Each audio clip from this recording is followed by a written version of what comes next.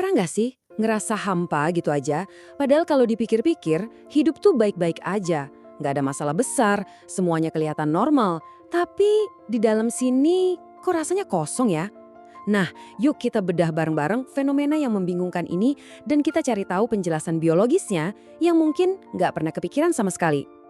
Ada satu kutipan yang kena banget nih dari sumber yang kita bahas yang ngegambarin perasaan ini dengan pas banget. Katanya rasanya tuh seperti tidak benar-benar hadir dalam hidupnya sendiri. Jadi kita ngejalanin aktivitas, kita ngelakuin ini itu, tapi kayak ada sekat gitu antara kita sama apa yang kita lakuin. Sepi banget rasanya kan? Oke, sekarang kita coba bedah lebih dalam lagi ya. Apa sih sebenarnya perasaan sunyi di dalam diri ini? Ini tuh bukan emosi yang jedar gitu, kayak marah atau panik. Bukan. Ini jauh lebih halus, lebih nyelip. Dan justru itu yang seringkali bikin bingung. Coba deh dengerin deskripsi ini. Mungkin ada yang nyantol. Hidup rasanya flat aja, datar. Hal-hal yang dulu bikin kita seneng, sekarang ya udah biasa aja. Nggak ada sparknya lagi. Benar-benar kayak ada lubang kosong di dalam diri. Kita sih tetap kerja, tetap jalanin rutinitas, tapi kayak nonton film tentang hidup kita sendiri, bukan jadi pemeran utamanya. Relate nggak sih? Nah, ini dia nih pertanyaan besarnya. Kenapa sih perasaan ini tuh bikin bingung banget? Sampai-sampai kita yang ngalamin aja suka nggak ngerti. Ada apa sebenarnya sama diri kita? Dan jawabannya, ya ini. Sumber bingungnya tuh di sini. Seringnya, nggak ada masalah besar yang kelihatan. Secara kasat mata, hidup kita aman-aman aja. Karir oke, hubungan lancar, nggak ada drama. Tapi di dalam rasanya kok beda ya? Nah, kontradiksi ini yang bikin kita garu-garu kepala. Karena nggak nemu kambing hitam di luar, akhirnya siapa yang disalahin? Ya, diri sendiri. Kita mulai deh mikir, kayaknya gue lagi malas aja nih, lagi nggak motivasi. Atau yang lebih parah, wah jangan-jangan ada yang rusak nih di dalam gue. Terus kita coba paksain diri buat semangat, yang ujung-ujungnya malah makin capek. Sampai akhirnya kita nanya ke diri sendiri, kenapa ya gue nggak ngerasain apa-apa?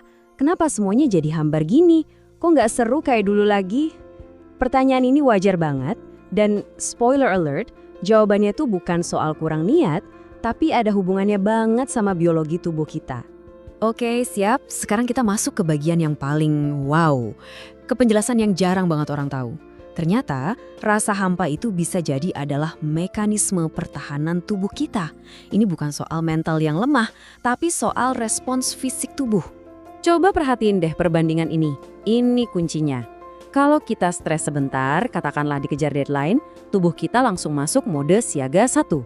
Jantung deg-degan, cemas, tegang, siap tempur kan? Tapi gimana kalau tekanannya itu nggak kelar-kelar, berbulan-bulan, bahkan bertahun-tahun? Tubuh kita nggak bisa dong siaga 1 terus-terusan, bisa jebol. Nah, karena itu tubuh kita pintar, dia ganti mode, masuk ke mode hemat energi. Caranya, emosi-emosi yang boros energi itu dimatiin sementara. Reaksi kita jadi datar. Dan hasil akhirnya, yaitu perasaan hampa. Penting banget buat dicatat ya. Ini bukan berarti tubuh kita nyerah, justru kebalikannya. Ini cara cerdas tubuh kita buat survive, buat ngirit baterai biar nggak shutdown total. Sistem saraf kita itu lagi berusaha menyeimbangkan diri dengan nurunin volume emosi yang berisik dan boros energi itu. Jadi, dengan pemahaman baru ini, yuk kita coba lihat lagi perasaan hampa ini dari sudut pandang yang berbeda. Ini bukan tentang kegagalan, sama sekali bukan. Ini tentang adaptasi. Jadi kalau kita mau bikin definisi baru, kira-kira begini. Rasa hampa itu adalah sebuah sinyal. Sinyal dari tubuh yang bilang, hey, aku lagi beradaptasi nih. Aku lagi ngelindungin kamu biar nggak kelelahan total. Jadi ini tuh sebuah pesan, bukan sebuah penyakit. Biar makin nempel, saya ulangi lagi ya. Ini penting banget. Apa yang kamu rasain itu bukan kegagalan personal. Titik. Itu murni adaptasi biologis karena kamu sudah menanggung beban terlalu lama. Kamu nggak rusak, tubuh kamu justru lagi kerja keras buat jagain kamu. Jadi, pada akhirnya, perasaan ini bukan musuh. Justru, ini adalah sebuah petunjuk penting. Rasa hampa ini sebetulnya adalah bukti bahwa sistem internal kita itu lagi bekerja super keras buat kita. Buat ngejaga kita tetap seimbang, buat ngelindungin kita. Kalau kita bisa ngerti ini, cara kita mandang diri sendiri bisa berubah total. Jadi lebih like sama diri sendiri. Ini bukan tanda kamu lemah, tapi justru bukti seberapa tangguh tubuhmu. Tapi ceritanya belum selesai sampai di sini, karena seringkali setelah fase hampa ini muncul perasaan lain, perasaan di mana hidup tiba-tiba terasa berat. Padahal, ya itu tadi, nggak ada masalah besar yang kelihatan.